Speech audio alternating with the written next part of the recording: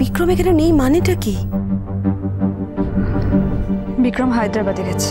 হ্যাঁ, সে কি? তোমার অ্যাক্সিডেন্টের খবর ওকে জানানো হয়েছে? তো আমি জানাইনি, আর কেউ জানিয়েছে কিনা আমি বলতে পারবো না। সকলের দিক থেকে তুমি এভাবে কেন মুখ ফিরিয়ে নিচ্ছ মন? বিক্রমকে তো তুমি নিজে পছন্দ করে বিয়ে করেছো, তাহলে আজ তোমার এই অবস্থায় তোমার অ্যাক্সিডেন্টের খবরটা ওকে জানাচ্ছ না কেন? পরে শুনলেও কি ভাববে বলো তো? ভাবার কি আছে? আমার শরীর, আমার অ্যাক্সিডেন্ট হয়েছে, এইটুকু ডিসাইড করার অধিকার নেই আমার যে আমি কাকে খবর দেব কাকে খবর দেব না? আর বিক্রম ওর মায়ের সঙ্গে দেখা করতে গেছে, ওর ফ্যামিলির সঙ্গে কিছুদিন থাকতে গেছে। এই সময় স্বার্থপরের মতো ওকে ডেকে আনলে ভালো হতো। আমি তো ভালোই আছি, আমি ঠিক আছি, তাহলে কেন শুধু শুধু ওকে বদর করব? এমন কথা বলিস না মা। স্বামী স্ত্রীর মধ্যে কি বদারের প্রশ্ন থাকে?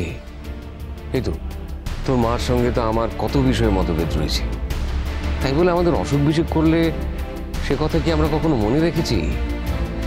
সব সম্পর্ক এক নয় বাপি, সব সম্পর্কের ফর্মুলাও একরকম হয় না। যাকে তুমি আমাকে একটা আসল কথা বলো এখন। তুমি তো বললে যে বিক্রম এখানে নেই, তাহলে তোমার বাচ্চাটা কোথায়?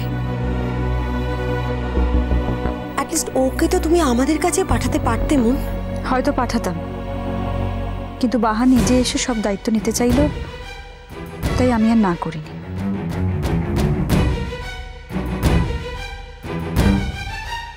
দেখেছো, তুমি নিজের বিপদটা নিজেই ডেকে আনলে মা।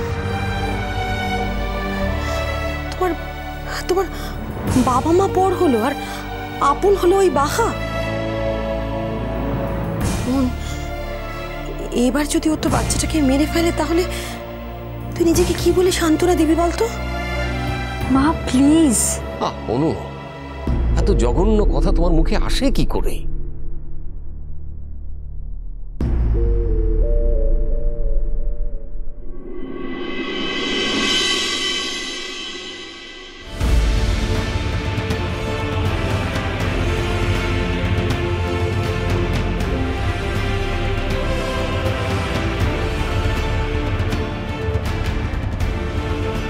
আগে শুধু শুনেছিলাম যে মানুষের স্বভাব কখনো বদলায় না, আজ নিজের চোখে তা দেখলাম। বাহা, বাচ্চাটাকে এদের কাছে দিয়ে দাও। কিছু মনে করো না অর্চি, আমি জানি যে তোমার আমার কথাটা শুনতে ভালো লাগছে না, কিন্তু যে মেয়েটা আমার মেয়েটার সর্বস্ব কেড়ে নিয়েছে একদিন, সে যে আমার মেয়ের সন্তানকেও কেড়ে নিতে পারে, অ্যাটলিস্ট এ নিয়ে আমার কোনো সন্দেহ নেই। আমার মুশকিলটা কি জানো, আমি না তোমাদের মতো এত রেখে রেখে কথা বলতে পারি না। খবরদার অনু, ওই মেয়েটার কাছে তুমি আমাকে অনেক ছোট করেছো, আর ছোট করো না। শুধুমাত্র তোমার অসভ্যতার কারণে ওই মেয়েটার সঙ্গে আমি যোগাযোগ রাখতে পারি না। সবাইকে তুমি নিজের ধাঁচে রাখতে চেও না।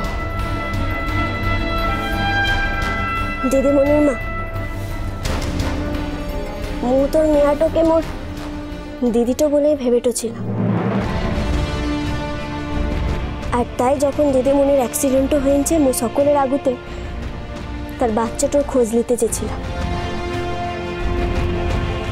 মু জানতাম মুকে কিছু না কিছু শুনতে হবে, কিন্তু মু এটাও ভাবিকলি যে মুকে এই কথাটা শুনতে হবে, তবে মোর ভাবাটা তো উচিত ছিল। লেখিলে তোর মেয়ার বাচ্চাটাকে লে, কিন্তু মু এটাও ভাবিকলি যে মুকে এই কথাটা শুনতে হবে, তবে মোর ভাবাটা তো উচিত ছিল। লেখিলে তোর মেয়ার বাচ্চাটাকে লে।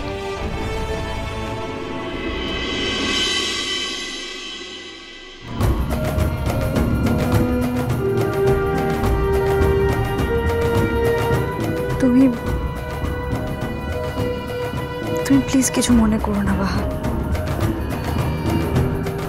তোমার আমার উপর যত রাগই থাক না কেন, এটা নিশ্চয়ই বিশ্বাস করবে যে এই কথাগুলো আমার কথা নয়।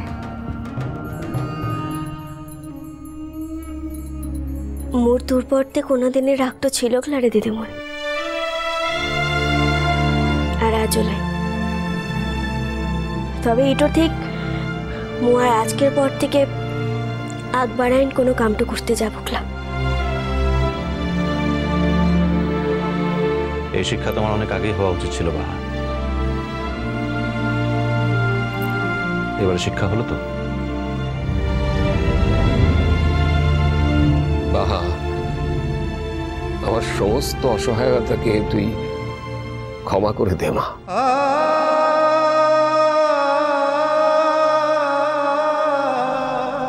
আমি যদি আরেকটু শক্ত হতাম তাহলে এই পৃথিবীর কারোর সাহস হতো না তোকে এইভাবে অপমান করার।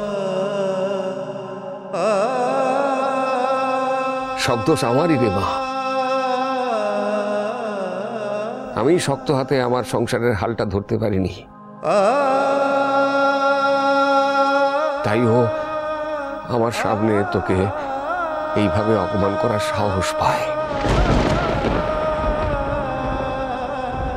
যে হাল আপনি আপনার স্ত্রীর জন্য ধরতে পারেননি, সেই হাল এখন আমাকে ধরতে হবে আঙ্কেল। এর আগে আপনার স্ত্রী পাহাকে এবং কঙ্কাকে যথেষ্ট অপমান করেছে।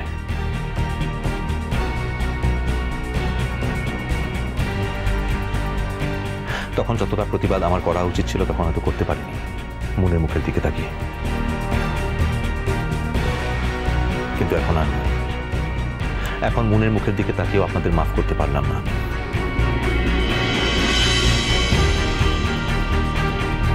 সরি মুন, তোমার বাবা মার সঙ্গে তোমার যতই কম সম্পর্ক থাকুক না কেন, আফটার অল এরা তোমার বাবা মা, আর এদের কথার দায় তোমাকে নিতে হবে।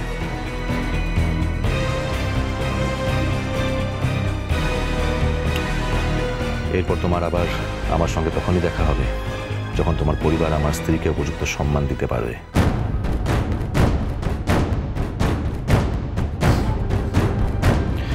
তাছাড়া এখন তুমি আউট অফ ডেঞ্জার, মোটামুটি সুস্থ, 2-1 দিনের মধ্যে রিলিজ করে দেবে।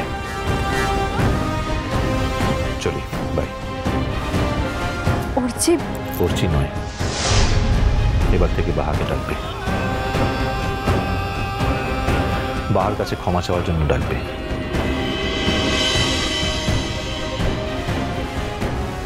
অবশ্য বাহা ক্ষমা করবে কিনা সেটা বাহারই সিদ্ধান্ত।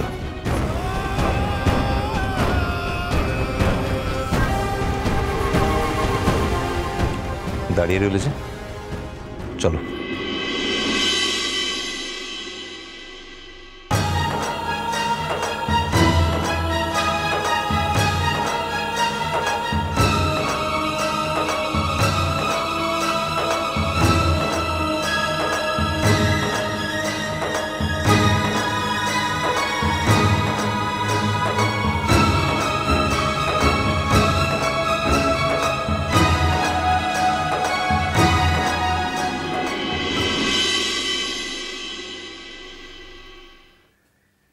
আমারই বাড়িতে বসে আমারই বোন আর বোনের হাজব্যান্ডের কাছে আমারই এগেইনস্টে কমপ্লেন করছো। এই মুহূর্তে তুমি যে কথাগুলো বললে সেগুলো শোনার পরও একই বাড়িতে একই ছাদের তলায় তোমার সঙ্গে থাকাটা